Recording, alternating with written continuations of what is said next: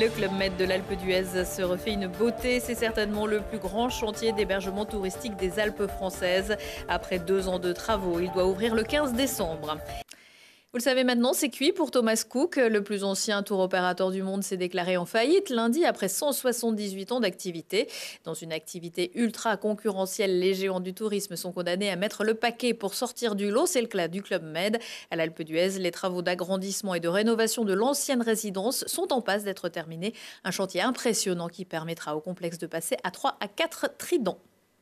Installé depuis 1980, le Club Med de l'Alpe d'Huez fait peau neuve. Henri Giscard d'Estaing, président du groupe, est venu constater de l'avancée des travaux. Là, c'est la piscine extérieure, le jacuzzi. Un chantier colossal de 2 ans qui prévoit une rénovation du resort et une extension pour un passage de 3 à 4 tridents. C'est un énorme chantier. Il y a plus de 300 personnes qui y travaillent. C'est un investissement de plus de 80 millions d'euros. C'est sûrement aujourd'hui le plus grand chantier de construction dans les Alpes. 441 chambres, soit 76 supplémentaires, sont attendues.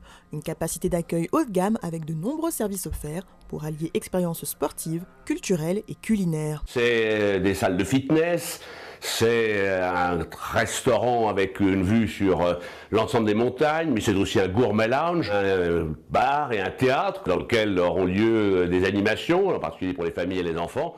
Donc, plein d'activités. Le positionnement du Club Med est clair, être le leader mondial des vacances en famille à la montagne. Le groupe, qui fait de la montagne un axe stratégique de son développement, veut ouvrir un nouveau village par an et attirer une clientèle internationale. Le Club Med place également la saison été au cœur de sa stratégie montagne avec une offre nature. Nous croyons au tourisme de montagne. En hiver, un des meilleurs skis des Alpes. Et en été, en face de nous, nous avons le golf, à côté les tennis. Toutes les pistes de VTT ont été refaites, ou sont en train de l'être. Donc un lieu formidable pour passer de bonnes vacances. L'Alpe d'Huez connaît un élan de dynamisme hiver comme été qui n'est pas étranger à la décision de cette rénovation. La station devra relever quant à elle un nouveau défi, une saison d'été allongée d'1 mois qui débutera le 15 juin pour finir le 15 septembre. Ici, notre objectif, ça va être d'ouvrir en juin, de pouvoir fermer en septembre.